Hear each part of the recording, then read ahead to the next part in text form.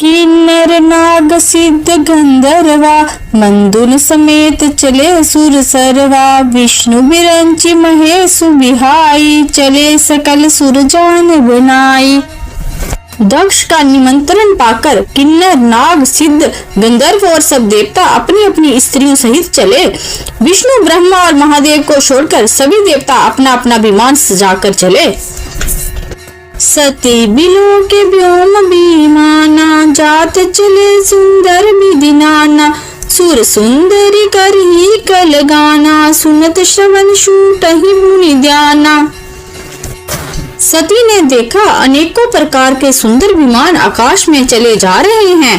देव सुंदरियां मधुर गान कर रही हैं, जिन्हें सुनकर मुनियों का ध्यान छूट जाता है।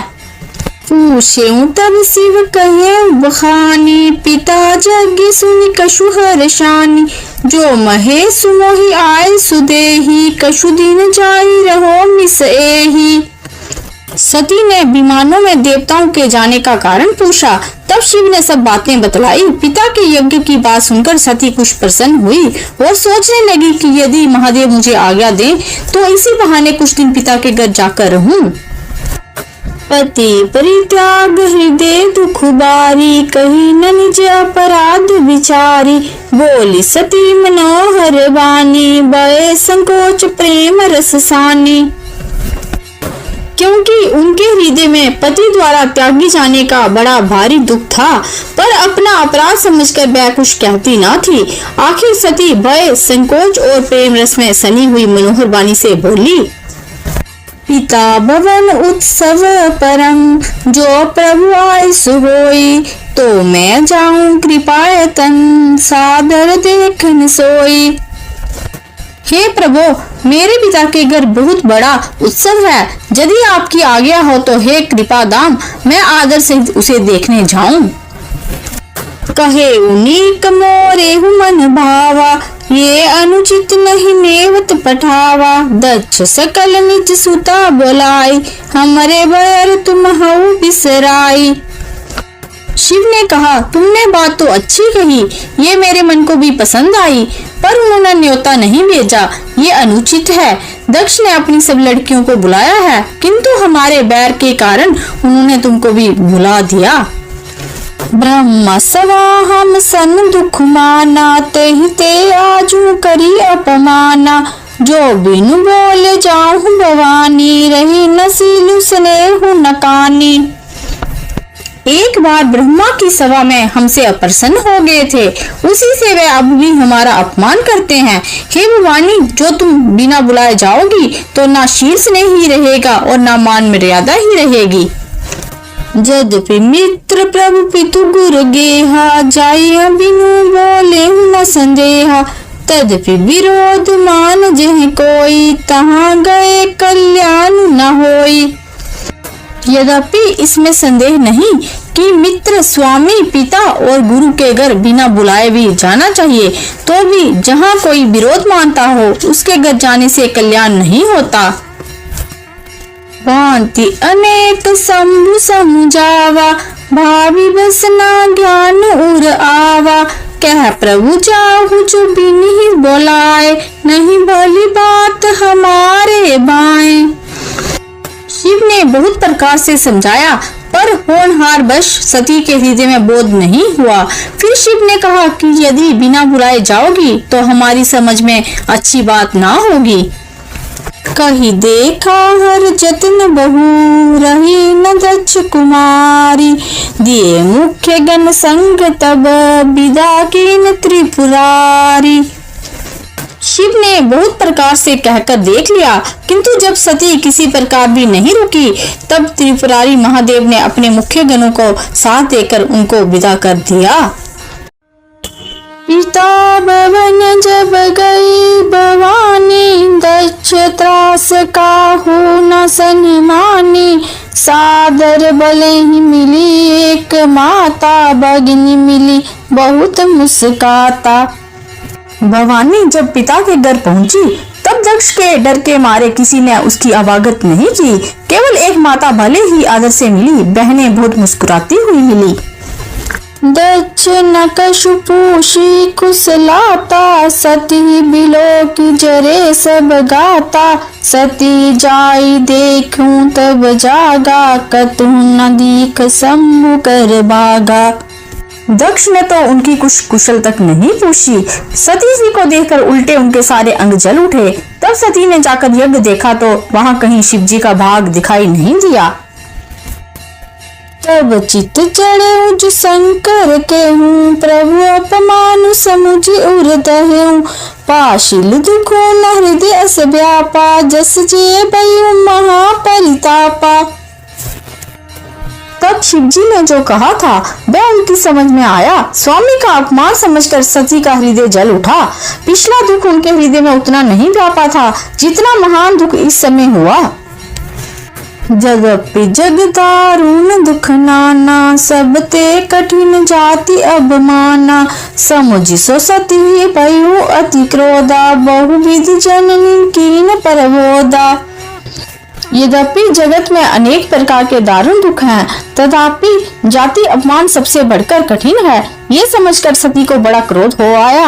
माता ने उन्हें बहुत प्रकार से समझाया बुझाया। शिव अपमान न जाई, सही हृदय न होई परबोध। सकल सब ही हठी हटकी, तब बोली बचन सक्रोध। परंतु उनसे शिव जी का अपमान सहा नहीं गया, इससे उनके हृदय में कुछ भी प्रबोध नहीं हुआ। तब वह सारी सभा को हठ पूर्वक डांट कर क्रोध भरे वचन बोली। सुनहु सभासद सकल मुनिंदा, कही सुन जिन शंकर निंदा। सो फल तुरत लहब सब काहू, पली बांध पछताव पिताहू। हे सभासदों और सब मुनीश्वरों सुनो, जिन लोगों ने यहाँ शिव जी की निंदा की जा सुनी है उन सबको उसका फल तुरंत ही मिलेगा और मेरे पिता दक्ष भी बलि बांधती पछताएंगे। संत शंभु श्रीपति अपवादा, सुनिए जहाँ तह असिमर जादा। काटिय तासु जीव जो बसाई, श्रवण मूंदी नाता चली पराई। जहाँ संत शिव जी और लक्ष्मीपति श्री विष्णु भगवान की निंदा सुनी जाए, वहाँ ऐसी मर्यादा है कि यदि अपना बस चले तो उसकी जीभ काट लें और नहीं तो कान मूंद कर वहाँ से भाग जाएं। जगदा तमाम है सुपुरारी, जगत जनक सबके हितकारी। पिता मंद मति निंदित तेहि, दक्ष शुक्र संभव जे देहि। त्रिपुर दैत्य को मारने वाले भगवान महेश्वर संपूर्ण जगत की आत्मा हैं। वह जगत पिता और सबका हित करने वाले हैं। मेरा मंद बुद्धि पिता उनकी निंदा करता है और मेरा ये श्री दक्ष के वीर्य से उत्पन्न है। तजिहउ तुरत देह तेहि हेतु, उर्धरि चंद्र मौलि वृष केतु। अस कही जोग अगिन तंजारा, भयो सकल मख हाहाकारा। इसलिए चंद्रमा को लाट पर धारण करने वाले वृष केतु शिव जी को हृदय में धारण करके मैं इस शरीर को तुरंत ही त्याग दूंगी। ऐसा कहकर सती जी ने योग अग्नि में अपना शरीर भस्म कर डाला। सारी यज्ञशाला में हाहाकार मच गया। सती मरनो सुनि शंभुगण, लगे करन मख खीस। यज्ञ विध्वंस बिलो की भृगु, रक्षा कीनी मुनीस। सती का मरण सुनकर शिव जी के गण यज्ञ विध्वंस करने लगे। यज्ञ विध्वंस होते देखकर मुनीश्वर भृगु जी ने उसकी रक्षा की। समाचार सब शंकर पाए, वीरभद्र करि कोप पठाए। यज्ञ विध्वंस जाय तिन कीना, सकल सुरन विधिवत फल दीना। ये सब समाचार शिव जी को मिले। तब उन्होंने क्रोध करके वीरभद्र को भेजा। उन्होंने वहां जाकर यज्ञ विध्वंस कर डाला और सब देवताओं को यथोचित फल दिया। वह जग विदित दक्ष गति सोई, जसि कछु शंभु विमुख के होई। जे इतिहास सकल जग जानी, तात में संक्षेप बखानी। दक्ष की जगत प्रसिद्धि वही गति हुई जो शिवद्रोही की हुआ करती है। ये इतिहास सारा संसार जानता है, इसलिए मैंने संक्षेप में वर्णन किया। सती मरत हरि सन बरु मागा, जन्म जन्म शिव पद अनुरागा। तेहि कारण हिम गिर गृह जाई, जन्मी पार्वती तनु पाई। सती ने मरते मरते भगवान हरि से ये वर मांगा कि मेरा जन्म जन्म में शिव जी के चरणों में अनुराग रहे।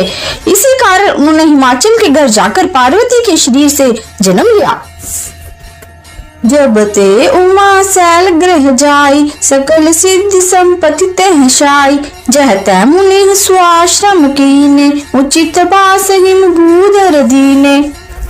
जब से उमा जी हिमाचल के घर जन्मी, तब से वहाँ सारी सिद्धियां और संपत्तियां छा गई।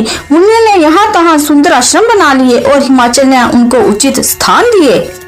सदा सुमन फल सहित, सब द्रुम नव नाना जाति। प्रगति सुंदर सैल परमनि, आकर बहु बांति। उस सुंदर पर्वत पर बहुत प्रकार के सब नए नए वृक्ष सदा पुष्प फल युक्त हो गए और वहाँ बहुत तरह की मनियों की खाने प्रकट हो गई। सरिता सब पुनीत जलु बही, खग मृग मधुप सुखी सब रही। सहज बैरु सब जीवन त्यागा, गिरि पर सकल करी अनुरागा। सारी नदियों में पवित्र जल बहता है और पक्षी पशु भ्रमर सभी सुखी रहते हैं। सब जीवों ने अपना स्वाभाविक बैर छोड़ दिया और पर्वत पर सभी परस्पर प्रेम करते हैं। तो सैल गिरि जाग्रह आए, जिमि जनु राम भक्ति के पाए। नित नूतन मंगल ग्रह तासु, ब्रह्मादिक गावी जसु जासु। पार्वती जी के घर आ जाने से पर्वत ऐसा शोभायमान हो रहा है जैसे राम भक्ति को पाकर भक्त शोभायमान होता है। उसके घर नित्य नए नए मंगलोत्सव होते हैं जिसका ब्रह्मादि जश गाते हैं। नारद समाचार सब पाए, को तू कहीं गिरि के सिदाए। सैल राज बड़ आदर कीना, पद पखारी पर आसन दीना। जब नाथ जी ने ये सब समाचार सुने तो वह कौतुक ही से हिमाचल के घर पधारे। पर्वतराज ने उनका बड़ा आदर किया और चरण धोकर उनको उत्तम आसन दिया। नारी सहित मुनि पद सिरुनावा, चरण सलील सबु भवन सिंचावा। निज सौभाग्य बहुत गिरि बरना, सुधा बोली मैली मुनि चरना। फिर अपनी स्त्री सहित मुनि के चरणों में सिर नवाया और उनके चरणोदक को सारे घर में छिड़काया। हिमाचल ने अपने सौभाग्य का बहुत बखान किया और पुत्री को बुलाकर मुनि के चरणों पर डाल दिया। त्रिकाल गए सर्वज्ञ तुम, गति सर्वत्र तुम्हारी। कहूँ सुता के दोष गुण, मुनिवर हृदय विचारी। हे मुनिवर, आप त्रिकालज्ञ और सर्वज्ञ हैं। आपकी सर्वत्र पहुंच है, अतः आप हृदय में विचार कर कन्या के दोष गुण कहिए।